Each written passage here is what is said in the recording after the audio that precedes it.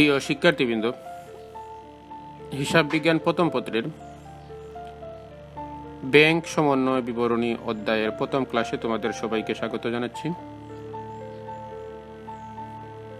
Bank সমন্বয় বিবরণী অধ্যায়টি তোমাদের সিলেবাসে অত্যন্ত গুরুত্বপূর্ণ একটি অধ্যায় এবং এখানে হিসাব বিজ্ঞান সংক্রান্ত কার্যক্রম বোঝার জন্য একটি গুরুত্বপূর্ণ বিষয় বলে আমি মনে করি। ব্যাংক সমন্বয় বিবরণী কেন করা হয়, কিভাবে করা হয়, সেগুলো নিয়ে আমরা আলোচনা করব এবং এই অধ্যায় থেকে তোমাদের পরীক্ষায় নিয়মিত প্রশ্ন এসে থাকে, যার কারণে তোমাদেরকে এই অধ্যায়টি গুরুত্ব সহকারে অধ্যয়ন করতে হবে। এবং তোমরা যারা দ্বিতীয় বর্ষে রয়েছ, তোমাদের সামনে যাদের এইচএসসি পরীক্ষা, তাদের জন্য যে সংক্ষিপ্ত সিলেবাস প্রণয়ন করা হয়েছে, সেই সংক্ষিপ্ত সিলেবাসেও এই ব্যাংক সমন্বয় বিবরণীটি রয়েছে। অর্থাৎ তোমাদেরকে এই ব্যাংক সমন্বয় বিবরণী আগামী পরীক্ষায় অ্যান্সার করতে হবে। তো যার কারণে তোমরা সবাই এই অধ্যায়টি গুরুত্ব সহকারে নেবে, সেই প্রত্যাশা নিয়ে আমি শুরু করছি আজকের অধ্যায়টি। তো ব্যাংক সমন্বয় বিবরণী কি, কেন করা হয়? ব্যাংক সমন্বয় বিবরণীর সংজ্ঞা এক কথায় দেওয়া সম্ভব নয়, এ ব্যাপারে বিস্তারিত আলোচনার প্রয়োজন রয়েছে। ব্যাংক সমন্বয় বিবরণী বুঝতে গেলে তোমাদেরকে নগদান বই সম্বন্ধে সম্যক অবগত হতে হবে। তো নগদান বই কি, আমরা এ পর্যন্ত নগদান বইয়ের হিসাবের বইসমূহ অধ্যায়ে নগদান বই নিয়ে বেশ কয়েকটি ক্লাস আমরা করেছি এবং 1 গড়া নগদান বই, 2 গড়া নগদান বই, 3 গড়া নগদান বই এগুলো কিন্তু আমরা করেছি। তো নগদান বই কেন করা হয়ে থাকে? নগদান বই যেমন 1 গড়া নগদান বইটিতে কি পাওয়া যায় আমরা জানি, এই অংশটুকু তোমরা খুব গুরুত্ব সহকারে বারবার, কিন্তু আমি আজ এইখান থেকে যে পর্যন্ত আমরা মূলত এই প্রথম ক্লাসটি খুব গুরুত্ব সহকারে তোমরা বারবার অধ্যয়ন করবে, কারণ এই প্রথম ক্লাসেই ব্যাংক সমন্বয় বিবরণীর মূল বিষয়টি আলোচনা করা হবে। তো ব্যাংক সমন্বয় বিবরণীর জন্য যেটি আমরা আলোচনা করছিলাম সেটি হলো যে নগদান বই। নগদান বই সম্বন্ধে আমরা বিভিন্ন ধরনের নগদান বই করেছি। তো 1 গড়া নগদান বই যেটি রয়েছে, সেখানে আমরা কি পাই আসলে? 1 গড়া নগদান বই করার মাধ্যমে আমরা যেটি পেয়ে থাকি সেটি হলো নগদ প্রাপ্তি সমূহ একটি নির্দিষ্ট সময়ের ভিতরে, যেমন 1 মাসই আমরা ধরে নিই, যেহেতু আমরা 1 মাসেই আমরা সাধারণত হিসাবগুলো ক্লোজ করে থাকি। তো একটি নির্দিষ্ট মাসে যে যত টাকা আমরা নগদ পেলাম এবং যত টাকা আমরা নগদ পেলাম সেগুলো আমরা নগদান বইয়ের ডেবিট দিকে লেখা হয়ে থাকে, এবং এই মাসের ভিতরে যা নগদ খরচ করলাম বা নগদ পরিশোধ করলাম সেগুলো আমরা ক্রেডিট দিকে লিখে থাকি এবং মাসের শেষে একটি উদ্বৃত্ত নির্ণয় করে থাকি। সেই উদ্বৃত্ত নির্ণয়ের মাধ্যমে আমরা জানতে পারি যে মাসের শেষে আমার হাতে কত টাকা রয়েছে। অর্থাৎ সারা মাসে যদি আমি 20,000 টাকা পেয়ে থাকি এবং ওই মাসের ভিতরে যদি আমরা বিভিন্ন খাতে 15,000 টাকা পরিশোধ করে থাকি, তাহলে নিশ্চয়ই 20,000 থেকে 15,000 টাকা বাদ দিলে মাসের শেষে কত? 5,000 টাকা। সেই 5,000 টাকা থাকার কথা। তো আমরা উদ্বৃত্ত নির্ণয় করে আমরা জানতে পারি যে মাসের শেষে আমার 5,000 টাকা রয়েছে। তো এই যে 5,000 টাকা রয়েছে, সেই 5,000 টাকার সাথে আমার ক্যাশের যে হিসাবটা মিলাবো, অর্থাৎ আমার টাকা পয়সা যেগুলো যে জায়গাতে আমরা রেখেছি সেখানেও কিন্তু গণনা করলে আমরা পাবো যেহেতু 20,000 টাকা আমরা আমাদের হাতে এসেছিল এই মাসের ভিতরে এবং এই সময়ের ভিতরেই 15,000 টাকা চলে গিয়েছে, তাহলে নিশ্চয়ই 5,000 টাকা আমার ক্যাশ বাক্সের মধ্যে থাকবে এবং এটাই কিন্তু মিলানো হয়ে থাকে। এই হলো 1 গড়া নগদান বইয়ের কথা। এখন আসি আমরা 2 গড়া নগদান বই, যেটির জন্য আমাদের এই ব্যাংক সমন্বয় বিবরণী করা। 2 গড়া নগদান বইতে আমরা কি জানি? এখানে 1 গড়া নগদান বইয়েরও জানা যায় এবং পাশাপাশি 2 গড়ার ব্যাংক সংক্রান্ত তথ্যও জানা যায়। যেমন 1 গড়া নগদান বই, 2 গড়া নগদান বইতে কি থাকে? ডেবিট দিকে যেটি থাকে সেটি হলো নগদের 2টি কলাম, নগদের একটি কলাম থাকে এবং ব্যাংকের একটি কলাম থাকে, এবং ক্রেডিট দিকে এরকম নগদের টাকার কলাম থাকে এবং ব্যাংকের টাকার কলাম থাকে। এখানে কি হয়ে থাকে যে সারা মাসে যে নগদ টাকাগুলো পাওয়া যায়, যেমন এই একটু আগে যে 1 গড়া নগদান বইতে যেভাবে লিপিবদ্ধ করেছি, একই নিয়মে কিন্তু 1 গড়া নগদান 2 গড়াতেও একইভাবে লিপিবদ্ধ করা হয়ে থাকে। সারা মাসের যে নগদ টাকাগুলো পেয়েছি সেটা নগদান বইয়ের 2 গড়া নগদান বইয়ের নগদ কলামে লিপিবদ্ধ হয়ে থাকে ডেবিট দিকে, এবং সারা মাসে যে পরিশোধগুলো হয়ে থাকে, নগদ পরিশোধগুলো হয়ে থাকে, সেটি নগদান বইয়ের 2 গড়া নগদান বইয়ের ক্রেডিট দিকে নগদ কলামে লিপিবদ্ধ হয়ে থাকে এবং মাসের শেষে এখানে ব্যালেন্স নির্ণয় করে। তাহলে 1 গড়া নগদান বইয়ের যে ফলাফলটি পাই, এখানেও কিন্তু 2 গড়াতেও কিন্তু এই নগদের ফলাফলটি আমরা পাই। অর্থাৎ মাসের শেষে নগদ আমরা হয়তো 20,000 টাকা পেলাম, পরিশোধ হয়তো করলাম আমরা 15,000 টাকা, তাহলে 5,000 টাকা মাসের শেষে থাকবে, সেটি কিন্তু আমরা এইখান থেকে পাই। পাশাপাশি কিন্তু এই 2 গড়া নগদান বইতে দ্বিতীয় যে গুরুত্বপূর্ণ বিষয়টি, যেটি নিয়ে আমাদের মূল আলোচনা, সেটি হলো এই ব্যাংক সংক্রান্ত তথ্য।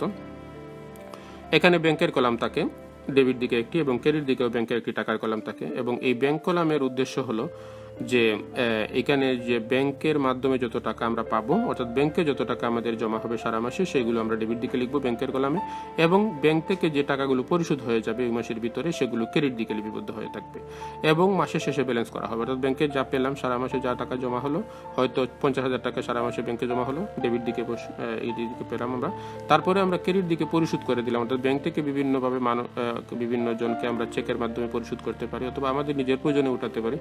বিভিন্ন কারণে ব্যাংক থেকে যে টাকাগুলো কমে যাবে সেগুলো ক্রেডিট দিকে ব্যাংকের কলামে লিখবো এবং মাসের শেষে ব্যালেন্স করব। তো কিভাবে পাবো? ব্যাংকে হয়তো আমরা সারা মাসে জমা দিয়েছি 50,000, সারা মাসে ব্যাংক থেকে টাকা তুলেছি 30,000, তাহলে আমাদের খরচ 50,000 থেকে যদি আমরা 30,000 টাকা তুলে নিই তাহলে 20,000 টাকা ব্যাংকে থাকবে। তাহলে আমাদেরকে এই ব্যাংকে আমরা পেলাম কত?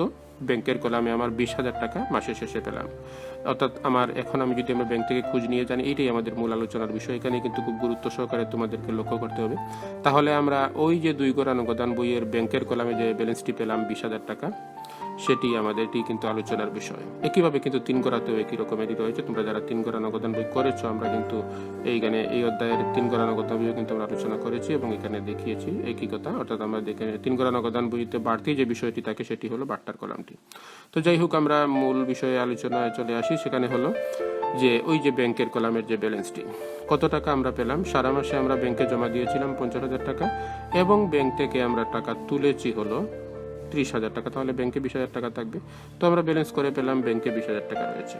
এই যে 20,000 টাকা আমাদের ঘরে বসে আমরা যে নগদান বই ঠিক করলাম, 2 গড় নগদান বই বা 3 গড় নগদান বই করে আমরা ব্যালেন্সটি পেলাম 20,000 টাকা। তাহলে আমরা নিশ্চিত হলাম আমাদের কত টাকা ব্যাংকে রয়েছে? 20,000 টাকা রয়েছে।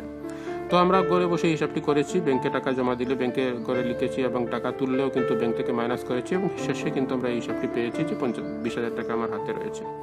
এখন আমরা ব্যাংকের খবর নেব, সেটাকে বলা হয়ে থাকে ব্যাংক স্টেটমেন্ট, বা বাংলায় বলা হয়ে থাকে ব্যাংক বিবরণী। সেটা কি? ব্যাংক স্টেটমেন্ট বা ব্যাংক বিবরণীটা হলো ব্যাংকের কাছে আমরা এখন যাব, আমরা ব্যাংকের কাছে গিয়ে বলবো আমাদের এই মাসের স্টেটমেন্টটি আমাদেরকে দিন। অর্থাৎ আমার 1 জানুয়ারি, যদি আমরা জানুয়ারি মাসের হয়ে থাকে তাহলে আমরা তাকে বলবো যে 1 জানুয়ারি থেকে 31 জানুয়ারি পর্যন্ত যে লেনদেনগুলো আমি করেছি এবং এখন আমার হাতে যে ব্যালেন্সটি রয়েছে সেটির তথ্য দিয়ে আমাকে একটি স্টেটমেন্ট দিন বা ব্যাংক বিবরণী দিন। তাহলে ব্যাংক কিন্তু সেটা দিতে বাধ্য, এবং সেটা দেওয়ার জন্য তাকে খুব একটা বেগ পেতে হবে না, কারণ সে কিন্তু বর্তমান যুগে, আগে এটি বেশ সময় সাপেক্ষ ছিল, আগে এটাকে বলা হতো ব্যাংক পাসবই, ব্যাংক পাসবুক বলা হতো, এবং এই পাসবুকটা আসলে, আচ্ছা পাসবুকের কথায় পরে আসছি, তো এখন এটির পাসবুকের পরিবর্তে যেটি এখন হচ্ছে সেটি হলো ব্যাংক সমন্বয় বিবরণী, এবং এই ব্যাংক স্টেটমেন্ট যেটি বা ব্যাংক বিবরণী, তো সেটা আমরা 1 জানুয়ারি থেকে 31 জানুয়ারি পর্যন্ত দেওয়ার জন্য ব্যাংককে বলবো, এবং ব্যাংক এটা আমাকে দিতে বাধ্য, এবং দেওয়ার ক্ষেত্রেও তাকে খুব একটা বেগ পেতে হবে না, কারণ হলো সেগুলো এখানেই কিন্তু তার কাছে রয়েছে। অর্থাৎ ব্যাংকে কিন্তু যত টাকা লেনদেন হয় সবগুলো কিন্তু সাথে সাথে সে কম্পিউটারে কি করে এন্ট্রি দিয়ে থাকে, এবং কম্পিউটারে সেগুলো সংরক্ষিত থাকে, এবং যে কোনো সময় যে কোনো গ্রাহক চাইলে খুব সহজে কিন্তু এই সময়টা, আমরা ব্যাংকের যে সফটওয়্যার রয়েছে সেই সফটওয়্যার সময়ের যে সময়টা নির্ধারণ করে দেয় 1 জানুয়ারি থেকে 31 জানুয়ারি লিখে দিলেই এই সময়ের ভিতরে সংশ্লিষ্ট গ্রাহকের যে লেনদেনগুলো হয়েছে এবং এখন মাস শেষে কত টাকা রয়েছে সব কিন্তু এইখানে এই তথ্যের মধ্যে খুব সহজে দেওয়া সম্ভব কম সময়ের ভিতরে, এবং সেটা প্রিন্ট দিয়ে কিন্তু সে দিয়ে দিতে পারে কয়েক মিনিটের ভিতরে। তো সেটাই হলো ব্যাংক বিবরণী। তো এর পরিবর্তে এর আগে যেটি ছিল পাসবুক সম্পর্কে একটু আলোচনা করে নিই। এই ব্যাংক বিবরণীটির নামই একসময় পাসবুক ছিল, পাসবই ছিল, এবং এই পাসবইটা আসলে তখন বেশ সময় সাপেক্ষ ছিল। ব্যাংকে প্রত্যেক মাসের শেষের দিকে, অর্থাৎ 27-28 তারিখের দিকে এই পাসবুকটি জমা দিতে হতো, এবং পাসবুকটি 2-3 তারিখে আনা হতো, অর্থাৎ 5-6 দিন ব্যাংকে এই কাগজটি থাকতো, এই পাসবইটি থাকতো, এবং ব্যাংকে বলা হতো, ব্যাংকে এগুলো জমা দিয়ে বলা হতো যে আমাকে পাসবইটা দেবেন। তাহলে ব্যাংক এই সময়ের ভিতরে সম্পূর্ণ ওই যে তার খাতার মধ্যে, আগে তো আর কম্পিউটার ছিল না, তখন যখন কম্পিউটার ওরিয়েন্টেড ব্যাংক ব্যবস্থা ছিল না তখন কিন্তু ওইভাবে এই তাদের খাতার মধ্যে যে লেজারের মধ্যে যে লেনদেনগুলো লেখা রয়েছে সেই লেজার থেকে টাকাগুলো তুলে এখানে এই বইয়ের মধ্যে লিপিবদ্ধ, যেটি এখন কম্পিউটারে কয়েক সেকেন্ড মিনিটের ভিতরে দিয়ে দিতে পারে, সেই স্টেটমেন্টটাই কিন্তু তারা কি করতো বা বিবরণীটা তারা কিন্তু একটি এই বইয়ের ভিতরে লিপিবদ্ধ করে দিত সারা মাসের লেনদেনগুলো, কত টাকা পেলো, কত টাকা আমরা জমা দিলাম এবং কত টাকা তুললাম এবং এখন কত টাকা হাতে সাথে রয়েছে। সেই তথ্যগুলো দিতে 4-5 দিন সময় লাগতো এবং সেটি নিয়ে আমরা এটাই কিন্তু এই যে ব্যাংক পাসবুক সেটাই কিন্তু একই অর্থ, অর্থাৎ বর্তমান যুগের ব্যাংক স্টেটমেন্ট বা ব্যাংক বিবরণী এবং আগের যুগের ব্যাংক পাসবই একই অর্থ।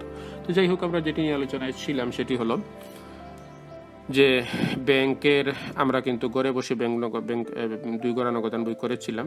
যে উদাহরণে আমরা বলেছিলাম যে সারা মাসে আমরা ব্যাংকে জমা দিয়েছি 50,000 টাকা এবং টাকা তুলেছি 30,000 টাকা, তো ব্যাংকে রয়েছে কত? 20,000 টাকা।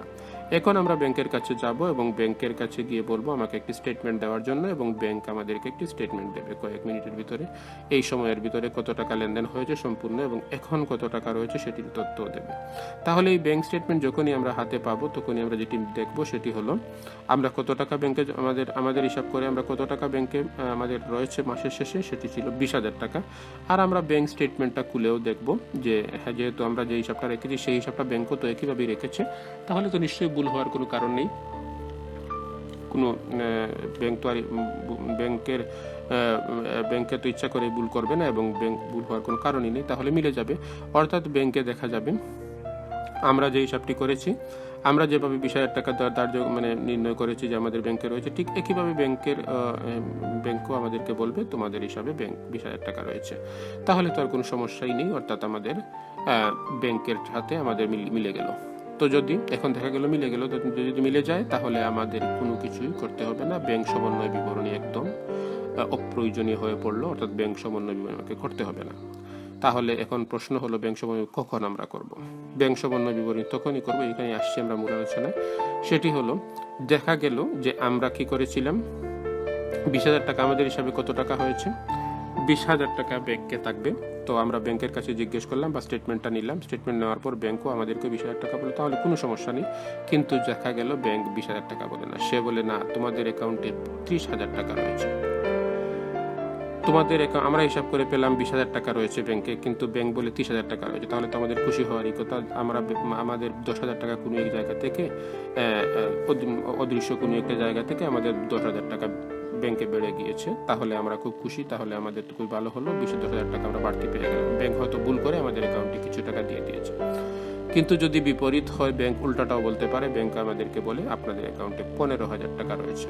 অর্থাৎ আমরা হিসাব করে পেলাম 20,000 টাকা, আর ব্যাংক বলে না আপনাদের তো 20,000 টাকা নিয়ে আপনাদের 15,000 টাকা রয়েছে। তাহলে তো আমাদের খুবই রাগ করার কথা, কেন আমরা হিসাব করে পেলাম 20,000 আর আপনি বলেন 15,000, তাহলে নিশ্চয়ই এখানে আপনাদের কোনো সমস্যা করেছেন আমাদের অ্যাকাউন্টে। তো যাই হোক, এই যে অবস্থাটি, অর্থাৎ হয়তো ব্যাংক বেশি বলবে না হয় কম বলবে। এই যদি বলে, অর্থাৎ বেশি বলে বা কম বলে, তাহলে নিশ্চয়ই একটা কারণ রয়েছে। কারণ আমরা যে হিসাবটা রেখেছি ব্যাংকও তো একই হিসাবটাই রেখেছে, তারপরেও কেন এই দুই ব্যালেন্সের সাথে মিল হচ্ছে না? তাহলে আমাদের হিসাব আমরা মালিক যখন আমরা এটা নিয়ে মালিককে বোঝানো হলে, এই ব্যাংক সমন্বয় বিবরণী করার জন্য প্রতিষ্ঠানের মালিক বা ব্যবস্থাপনা পরিচালককে বোঝানোই কিন্তু আসলে ব্যাংক সমন্বয় বিবরণীর কাজ। আমাদের মালিককে আমরা মাসের শেষে হিসাব দিলাম, আমাদের অ্যাকাউন্টে ব্যাংকে 20,000 টাকা রয়েছে, আর ব্যাংক স্টেটমেন্টটা যখন মালিক আনলো তখন সে পেল ওইখানে 30,000 টাকা রয়েছে। তাহলে আমরা হিসাব করে বলছি 20,000 আর ব্যাংক বলছে 30,000, তাহলে মালিক আমাদেরকে বলবে আপনাকে আমরা হিসাব রক্ষক হিসাবে নিয়োগ করেছি এবং আপনাকে বেতন দিয়ে প্রতিষ্ঠানে রাখি, কিন্তু আপনি তো সঠিকভাবে হিসাব করেন না। আমরা ব্যাংকে আপনি বলছেন যে 20,000 টাকা রয়েছে, কিন্তু ব্যাংক থেকে স্টেটমেন্ট এনে যেটি জানলাম সেটি হলো ব্যাংকে রয়েছে হলো 30,000 টাকা। তাহলে আপনি কি হিসাব করেন? আপনি নিশ্চয়ই ভুল হিসাব করেছেন, কারণ আমাদের ব্যাংকে টাকা অনেক বেশি রয়েছে কিন্তু আপনি বলছেন 20,000 টাকা। তাহলে এই মালিককে বোঝানোর জন্য এবং এই ব্যবস্থাপনা কর্তৃপক্ষকে বোঝানোর জন্য এবং এগুলোর ব্যাখ্যার জন্যই কিন্তু ব্যাংক সমন্বয়টা করা হয়। কেন মিলছে না? আসলে কিন্তু এখানে আসলে টাকা কিন্তু 30,000ও নয় এবং 15,000ও নয়, আসলে কিন্তু সমানই হবে। যদি 20,000 টাকা হয়ে থাকে আমাদের হিসাবে তো 20,000ই হবে, আর যদি 15,000 হয়ে থাকে তো 15,000ই হবে। অর্থাৎ এখানে টাকা বৃদ্ধি হ্রাস পাওয়ার কোনো সুযোগ নেই। তাহলে কেন এই দুই ব্যালেন্সের মধ্যে মিল হচ্ছে না? এই ব্যালেন্সগুলোর মধ্যে মিল না হওয়ার একটাই কারণ, সেটি হলো সঠিক তথ্য যোগাযোগের অভাব। অর্থাৎ যে ইনফরমেশনটা ব্যাংকের কাছে পৌঁছার কথা সেটি সময় মতো পৌঁছেনি, এবং যে ইনফরমেশনটা আমার কাছে সময় মতো আসার কথা সেটি আসেনি, এবং সেগুলো কোনো কারক অবহেলার জন্য নয়, হয়তো 2-1টি হতে পারে অবহেলার জন্য, কিন্তু বেশিরভাগ ক্ষেত্রেই 80% বা 90% ক্ষেত্রে যেটি দেখা যাবে সেটি হলো আসলে কারো অবহেলার জন্য নয়, আসলে সঠিক যোগাযোগের অভাবে। এবং এই যোগাযোগটা কিন্তু বাস্তব কারণেই কিন্তু যোগাযোগটা হবে না। তো সেগুলোই আমরা আলোচনা করব কেউ কেন। তাহলে আমরা কেন ব্যাংক সমন্বয় বিবরণী করব এবং কখন করব, এখন আমরা মোটামুটি একটি ধারণা আমরা পেলাম। ব্যাংক সমন্বয় বিবরণী আমরা তখনই করব যখন ব্যাংকের ব্যালেন্সের সাথে আমাদের ঘরে বসে যে নগদান বইয়ের ব্যাংকের কলাম যেটি করেছি সেটি যখন মিলবে না, তখনই আমরা ব্যাংক সমন্বয় বিবরণী করে মালিককে বুঝিয়ে দেব যে আসলে আপনার টাকা বৃদ্ধিও পায়নি, হ্রাসও পায়নি, আসলে ঠিকই রয়েছে। এই কারণে এই ব্যাখ্যা দিয়ে যে বিবরণীটি তৈরি করা হয়ে থাকে যে এই কারণে এইগুলোর মধ্যে অমিল হয়েছে, এই যে ব্যাখ্যা দেওয়ার যে কাজটি, সেটাই হলো ব্যাংক সমন্বয় বিবরণী। তাহলে যদি আমরা সংজ্ঞার কথা বলি, কিছুক্ষণ আগে আমি বলছিলাম যে এক কথায় যদি আমি বলে দিই যে ব্যাংক সমন্বয় বিবরণী কাকে বলে, কোনোভাবে এটি বোঝানো সম্ভব নয়। এতক্ষণে নিশ্চয়ই তোমাদের বুঝে এসছে যে কি আসলে ব্যাংক সমন্বয় বিবরণী। অর্থাৎ নগদান বইয়ের ব্যাংকের কলামের উদ্বৃত্তের সাথে ব্যাংক বিবরণীর উদ্বৃত্তের যখনই অমিল হবে, সেই অমিলের কারণ ব্যাখ্যা করে যে বিবরণীটি প্রস্তুত করা হয়ে থাকে তাকে ব্যাংক সমন্বয় বিবরণী বলে। আমরা এটাই বলতে পারি। তোমরা যদি সংজ্ঞাটা এইভাবে লিখে নিতে পারো, অসুবিধা নেই। তো সেই হলো ব্যাংক সমন্বয় বিবরণী। তো এখন আমরা ব্যাংক সমন্বয় বিবরণী কিভাবে করব এবং কিভাবে মিলাবো সেটাই আমরা আসলে দেখব। তো ব্যাংক সমন্বয় বিবরণী করতে গেলে আমরা দুটি ব্যালেন্স সম্বন্ধে তো আগেই বলেছি যে দুটি ব্যালেন্সের এখানে অমিল পাওয়া যাচ্ছে। সেটি হলো নগদান বইয়ের ব্যাংক কলামের যে ব্যালেন্সটি এবং ব্যাংকের বিবরণীর যে ব্যালেন্সটি সেটি অমিল হচ্ছে। তো এটি করার জন্য আসলে যেটি করা হয়ে থাকে সেটি হলো, যেমন যে কোনো একটি ব্যালেন্স নিয়ে শুরু করা হয়, এবং যে ব্যালেন্সটি নিয়ে শুরু করা হবে সেই ব্যালেন্সটি দিয়ে শুরু করব এবং পরবর্তীতে এটার সাথে কোনো কিছু সংখ্যা যোগ করব এবং পরবর্তীতে আবার এটাতে কিছু বিয়োগ করব এবং পরবর্তীতে যেটি মিলে যাবে সেটি হলো ওই ব্যাংকের যে ব্যালেন্স সেটির সাথে মিলে যাবে। অর্থাৎ নগদান বইয়ের উদ্বৃত্ত দিয়ে যদি আমরা শুরু করি তাহলে পরবর্তীতে কিছু সংখ্যা যোগ এবং বিয়োগ করে পরবর্তীতে ব্যাংক কলামের উদ্বৃত্তের সাথে সেটা সমান হবে। তো এইভাবে আমরা করব, দেখবো আমরা কিভাবে করি, আমরা প্র্যাকটিক্যালি দেখব। তো এর জন্য আমরা একটি সূত্র এখানে ব্যবহার করব, খুব গুরুত্ব সহকারে তোমরা এই সূত্রটি লক্ষ্য করবে। এটি কিন্তু সম্পূর্ণ আমি নিজেই আমার এটার অঙ্ক বোঝানোর জন্য এই ব্যাংক সমন্বয় বিবরণীটি যদি আমরা একদম অঙ্কের নিয়ম অনুযায়ী বুঝতে যাই তাহলে কিন্তু বেশ কষ্ট হবে, যার কারণে আমরা কিন্তু কিছু সূত্র ব্যবহার করে এবং কিছু টেকনিক অবলম্বন করে আমরা এই ব্যাংক সমন্বয় বিবরণী শিখব। যেমন আমি একটি ব্যাংক সমন্বয় বিবরণী তোমাদের সামনে এখানে রয়েছে। এই হলো একটি ব্যাংক সমন্বয় বিবরণী, বলতে গেলে এই হলো একটি ব্যাংক সমন্বয় বিবরণীর একটি নমুনা ছক। উপরে আমরা লিখেছি ব্যাংক সমন্বয় বিবরণী, আমরা এখানে প্রতিষ্ঠানের নামও উপরে দেবো। তো এটা একটি নমুনা ছক হওয়ার কারণে এটা আমি লিখিনি এখানে। তো আমি এটা সূত্র আসলে লিখেছি এখানে। তো এই হলো ব্যাংক সমন্বয় বিবরণী এবং এরকম টাকার কলাম থাকবে দুটি এবং এইখানে বিবরণের একটা কলাম থাকবে। প্রথমে আমরা যেটি দিয়ে শুরু করব, নগদান বই অনুযায়ী ব্যাংক জমা অবলিক ব্যাংক বিবরণী অনুযায়ী ব্যাংক জমা অতিরিক্ত। আমরা এটি দেখার প্রয়োজন নেই। এই অবলিগের পরে যে বিষয়টি রয়েছে অথবা পরে যেটি রয়েছে সেটি আমরা এখন দেখব না। আমরা এখানে দেখছি কি নগদান বই অনুযায়ী ব্যাংক জমা। আমরা কিছুক্ষণ আগেই বলেছিলাম যে কোনো একটা ব্যালেন্স নিয়ে শুরু করব। তো আমরা কোন বই দিয়ে ব্যালেন্স নিয়ে শুরু করলাম? এই ব্যালেন্স নিয়ে শুরু করলাম। নগদান বই অনুযায়ী ব্যাংক জমা নিয়ে আমরা শুরু করলাম। তো এখানে বসালাম, আমরা এখানে উদাহরণ হিসাবে আমরা দিলাম, এটা আসলে কোনো নির্দিষ্ট টাকা, এখানে কোনো অঙ্কের কোনো টাকা নেই, 50,000 টাকা আমরা মনে করলাম যে ব্যাংক আমাদের নগদান বই কিছুক্ষণ আগে যে আমরা উদাহরণ নিয়ে আলোচনা করেছিলাম সেরকমই আসলে। তো আমাদের নগদান বই বলছে কত টাকা ব্যাংকে রয়েছে জমা, 50,000 টাকা রয়েছে, আমরা ব্যালেন্স করে পেয়েছি 50,000 টাকা রয়েছে। এর সাথে কিছু সংখ্যা যোগ হবে, কি যোগ হবে এখানে আমি লিখে দিয়েছি। এই হলো আমার সংক্ষিপ্ত সূত্র। এইখানে এইগুলো যোগ হবে আর এইগুলো হবে বিয়োগ করলে পরে আমরা মাসের শেষে সব শেষে কি পাবো? এটি পাবো, ব্যাংক বিবরণী অনুযায়ী ব্যাংক জমা। শুরু করেছিলাম কি দিয়ে? নগদান বই অনুযায়ী ব্যাংক জমা দিয়ে শুরু করেছিলাম, এর সাথে কিছু সংখ্যা যোগ হবে, কিছু সংখ্যা বিয়োগ হবে, আর আমরা পরবর্তীতে পাবো ব্যাংক বিবরণী অনুযায়ী, অর্থাৎ ব্যাংক আমাদেরকে বলছে যে এই অনুযায়ী এই পরিমাণ ব্যাংক জমা তোমার রয়েছে। তো এই হলো 54,500 টাকা। তো এখন প্রশ্ন হলো, আর এটি আমি দেখবো না এখন, এটি নিয়ে পরবর্তীতে আলোচনা করব। এটি যদি আমরা এখন আলোচনা করতে যাই তাহলে আমাদের সমস্যা আমরা বুঝতে পারবো না। তো আমরা এইগুলো নিয়ে অর্থাৎ শুরু করছি কি দিয়ে? নগদান বই অনুযায়ী ব্যাংক জমা দিয়ে শুরু করছি, আর এটির উত্তর পরবর্তীতে যেটি বের হবে সেটি হলো ব্যাংক বিবরণী অনুযায়ী ব্যাংক জমা। ঠিক বিপরীত হতে পারে, এটি দিয়ে যদি আমরা শুরু করি, এটাই উপরে নিয়ে যাই, এখানে নিয়ে যাই, এই যে ব্যাংক বিবরণী অনুযায়ী ব্যাংক জমা দিয়ে যদি শুরু করি তাহলে উত্তর বের হবে কি? নগদান বই এটি বের হবে, অর্থাৎ এটি তখন এখানে পাওয়া যাবে। তো এটি নিয়ে আমরা এখন আলোচনা যাচ্ছি না। তো আমরা খুব সিম্পল ভাবে শুরু করতে চাই। সিম্পলটা হলো এখানে যে নগদান বই অনুযায়ী ব্যাংক জমা দিয়ে আমরা শুরু করব এবং কিছু সংখ্যা যোগ করব এবং কিছু সংখ্যা বিয়োগ করব, পরে আমরা এই রেজাল্টটি পাবো। এটাই হলো ব্যাংক সমন্বয় বিবরণী। এটি মালিককে দেখিয়ে দেবো বা ব্যবস্থাপনা পরিচালককে দেখিয়ে দেবো যে আপনার আসলে এই এইরকম হয়েছে, অর্থাৎ এই কারণেই কিন্তু এইগুলো অমিল হয়েছে। তো কি যোগ করব আর কি বিয়োগ করব, আমি একটি সংক্ষিপ্ত সূত্র এখানে ব্যবহার করেছি। এইটা যদি তোমরা বুঝতে পারো তাহলে ব্যাংক সমন্য বিবরণীর অঙ্ক তোমাদের জন্য সহজ হয়ে যাবে। শুধু এই একটি লাইন, ব্যাংকে বৃদ্ধি পেলে যোগ। আমরা এক প্রশ্নটি কিভাবে থাকবে, যেমন এরকম থাকবে যে আমরা 5,000 টাকা ব্যাংকে জমা দিয়েছি কিন্তু ব্যাংকে এখনো লিপিবদ্ধ হয়নি, এরকম থাকবে। তো এই ধরনের কিছু বিষয় আমরা পাবো, তো আমরা প্রশ্ন প্র্যাকটিক্যালি যখন যাবো তখন দেখবো। তো এরকম একটি লাইন পড়ে, এরকম লাইনগুলো থাকবে, অনেকগুলো লাইন থাকবে, লাইনের মধ্যে এই কথাগুলো লেখা থাকবে, এখানে এই হয়েছে, এখানে এই হয়েছে, এরকম লেখা থাকবে। তো এই লাইনটা পড়ে আমি যদি মনে করি টাকা ব্যাংকে বৃদ্ধি পেয়েছে, অর্থাৎ আমি নগদান বইয়ের তুলনায় নগদান বই থেকে ব্যাংকে আসলে বৃদ্ধি পেয়েছে, নগদান বই আসলে বাড়েনি, কোনো কারণে টাকা ব্যাংকে বৃদ্ধি পেয়ে, যে কোনো ভুল শুদ্ধ এটা দেখার বিষয় নয়, ভুল শুদ্ধ যে কোনো কারণে ব্যাংকে টাকা বৃদ্ধি পেলে হবে যোগ। এই একটি কথা, ব্যাংকে বৃদ্ধি পেলে যোগ। আমি একটি লাইন পড়বো, এই প্রশ্ন পড়বো, পড়ে যদি আমি মনে করি ব্যাংকে টাকা বৃদ্ধি পেয়েছে তাহলে যোগ করে নেব, আর যদি মনে করি টাকা লাইনটি পড়ে ব্যাংকে হ্রাস পেয়েছে তাহলে বিয়োগ করে দেবো। এই যদি বুঝতে পারি এই দুইটি কথা তাহলে আমার জন্য ব্যাংক সমন্য সহজ হয়ে যাবে। আর আমি এই যে টাকাগুলো লিখেছি এগুলো কিন্তু ভিন্ন ভিন্ন, অর্থাৎ ব্যাংকে বৃদ্ধি পেয়ে যতগুলো কারণে বৃদ্ধি পেয়ে এখানে যুগে আসবে। তো আমি কয়েকটি সংখ্যা এমনিতে লিখেছি, এগুলো উদাহরণ হিসেবে লিখেছি, এটা কিন্তু বাস্তব কোনো টাকা নয়। এইখানে এরকম এক নম্বর লাইনে হয়তো 5,000, 2 নম্বরে 4,000, এরকম লাইনগুলো আসবে এবং এইখানে টাকাগুলো আসবে। আমি লিখলাম বোঝার জন্য।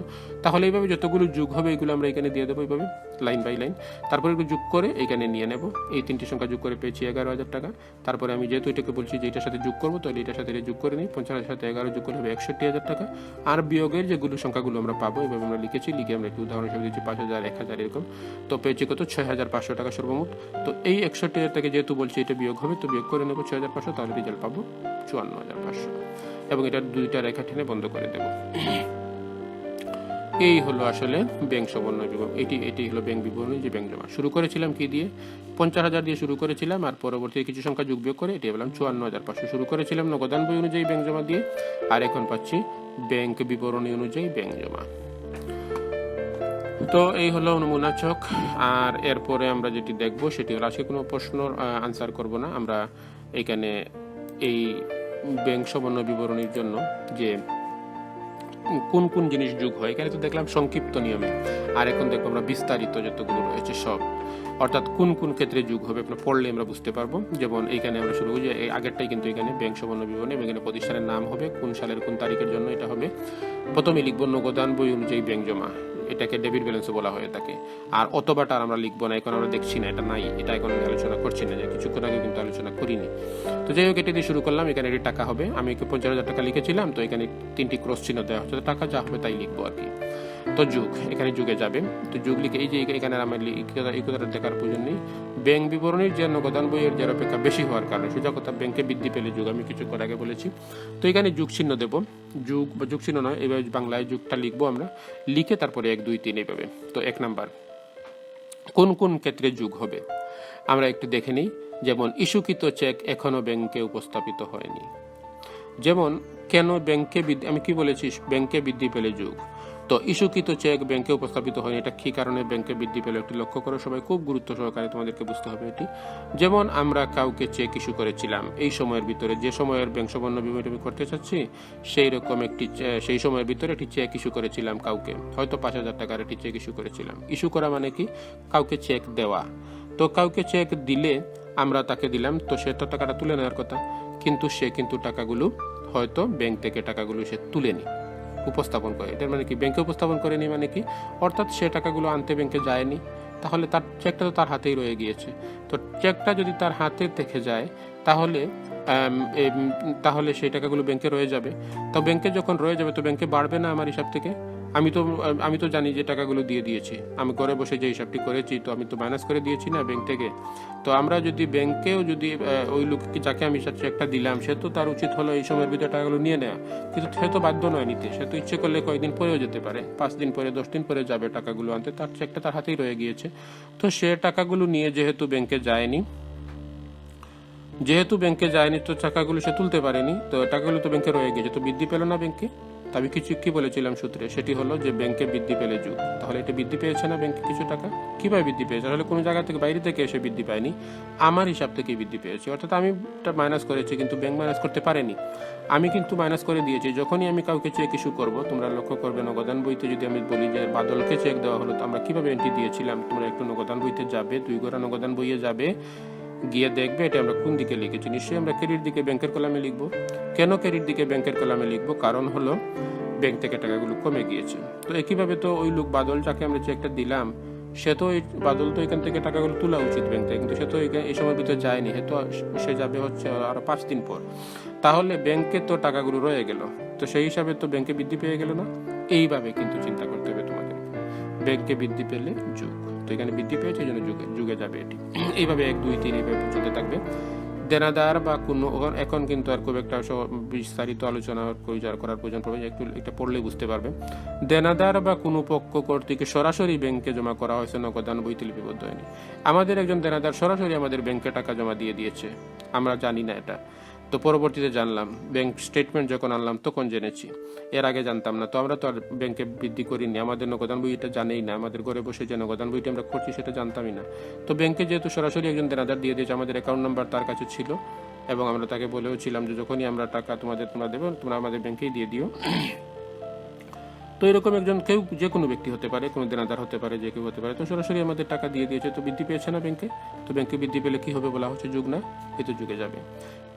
ব্যাংক কর্তৃক প্রাপ্য বিল, বিনিয়োগের সুদ, লভ্যাংশ, বীমার দাবি ইত্যাদি আদায় করেছে। ব্যাংক আমাদের পক্ষ থেকে যে কোনো কিছু আদায় করুক, প্রাপ্য বিল আদায় করতে পারে। প্রাপ্য বিল কি?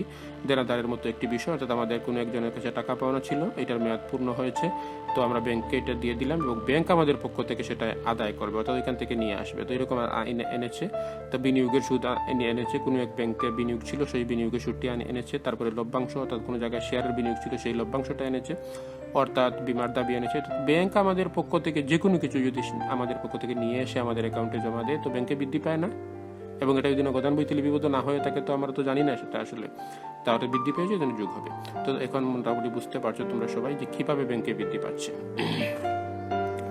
এই কন্টিনিউ পরবর্তী পেজে যাচ্ছি, একে কিন্তু চলতেছে, যে এখানে 3 নাম্বার ছিল, এরপরে 4 নাম্বার। ব্যাংক জমাকৃত টাকার উপর সুদ মঞ্জুর করেছে। তো ব্যাংক যদি ব্যাংক জমাকৃত টাকার উপর আমাদেরকে সুদ দিয়ে দেয়, তাহলে ব্যাংক কিভাবে সুদ দেয়? আমাদের অ্যাকাউন্টে টাকা বৃদ্ধি করে না, তো ব্যাংকে তো বৃদ্ধি পেল, বাড়লে কিভাবে যুগ হবে? আমি আর বিস্তারিত আলোচনায় যাচ্ছি না। আদায়ের জন্য ব্যাংকে জমাকৃত চেক বা প্রাপ্য নোট এখনো নগদান বইতে লিপিবদ্ধ করা হয়নি।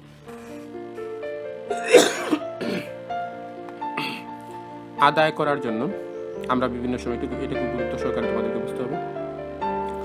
চেক আদায়ের জন্য আমরা প্রায় সময় ব্যাংকে চেকটা জমা দিই। কিভাবে জমা দিই? অ্যাকাউন্ট পে চেক যেগুলো রয়েছে, এগুলো আমরা কিন্তু আলোচনা করেছি নগদান বইতে। আমাদেরকে যে সকল আমাদের কাস্টমার যারা রয়েছে, তারা যখন আমাদেরকে অ্যাকাউন্ট পে চেক দেবে, তো অ্যাকাউন্ট পে চেকটি কিন্তু আমরা ব্যাংকে জমা দিতেই হবে। তো ব্যাংকের জন্য আদায়ের জন্য জমা দিলাম, ব্যাংক আমাদের পক্ষ থেকে সেগুলো ওই তাদের ব্যাংকে যাবে, গিয়ে টাকাগুলো নিয়ে এসে আমাদের অ্যাকাউন্টে জমা দেবে, এটাই হলো নিয়ম। তো আমাদের তো উচিত কি করা? এগুলো ব্যাংকের আমাদের নগদান বইতে লিপিবদ্ধ করা, কিন্তু আমরা ভুলে লিপিবদ্ধ করে শুধু চেকটা পাঠিয়ে দিয়েছি, কিন্তু নগদান বইতে যে এটা লিপিবদ্ধ করবো সেটা ভুলবশত বাদ পড়েছে। তাহলে কি হয়েছে? ব্যাংকে বৃদ্ধি পেল না, কিন্তু আমরা তো আর বৃদ্ধি করিনি নগদান বইতে, যার কারণে কি হচ্ছে, বৃদ্ধি পেয়েছে, বৃদ্ধি পেলে যুগ। এইভাবেই কিন্তু আমরা চিন্তা করব। তারপরে কি, ইস্যুকৃত চেক প্রত্যাখ্যাত যা নগদানভুক্ত হয়নি। একটি ইস্যুকৃত চেক কি হয়েছে? প্রত্যাখ্যাত হয়েছে। প্রত্যাখ্যাত চেক কি? যেমন আমরা একটি চেক ইস্যু করেছিলাম বাদলকে, ইস্যু করেছিলাম হয়তো 5,000 টাকার চেক। তো বাদল কি হয়েছে, ওই চেক নিয়ে ব্যাংকে গিয়েছে, কিন্তু চেকটি প্রত্যাখ্যাত হয়েছে। কেন প্রত্যাখ্যাত হওয়া কি? অর্থাৎ যে কোনো কারণে, হয়তো আমাদের টাকা অ্যাকাউন্টে ছিল না, কম ছিল, অথবা হতে পারে স্বাক্ষরে অমিল ছিল, অথবা যে কোনো কারণবশত সেই চেকটি আমাদের করতে মানে ব্যাংক দেয়নি, টাকা দেয়নি। তাহলে কি হলো? ব্যাংক থেকে তো আর কমেনি, কিন্তু আমরা কি করেছি? আমরা তো ঠিকই কমিয়ে দিয়েছি, কিন্তু ব্যাংক তো এটা কমাতে পারেনি, তাহলে সেই হিসাবে বেড়ে গেল না ব্যাংকে। অর্থাৎ আমরা ব্যাংকে মাইনাস করে, চেক দেওয়ার সাথে সাথে কিন্তু মাইনাস করে দেই, কিন্তু ব্যাংকেও তো আমার টাকাগুলো যখন সে নিয়ে যাবে, তাহলে তো ব্যাংক থেকে তো কমে যাওয়ার কথা, কিন্তু সে যদি নিয়ে নিতে না পারে, প্রত্যাখ্যাত হয়ে যায়, তো আগের মতোই তো হলো, ব্যাংকে উপস্থাপনের মতোই তো হলো।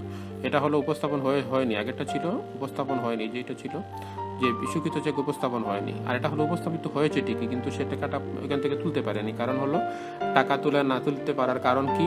কারণ হলো এখানে চেকটা প্রত্যাখ্যাত হয়েছে, হয়তো স্বাক্ষরে অমিল ছিল, অথবা টাকা আমাদের ব্যাংকে কম ছিল। তো এইগুলো কারণে যদি তুলতে না পারে তো সেটা তো ব্যাংকে রয়ে গেল টাকাগুলো, তাহলে তো বৃদ্ধি পেল না, সেই হিসাবে বৃদ্ধি পেলে যুগে যাবে। নগদান বইতে খরচ বেশি ক্রেডিট করা হয়েছে, যে কোনো খরচ যদি নগদান বইতে বেশি ক্রেডিট করা হয়ে থাকে, অর্থাৎ আমরা 2বার খরচ দেখিয়েছি এরকম হয় যদি, তাহলে কিন্তু এটা টাকাটা ব্যাংকে বৃদ্ধি পাবে।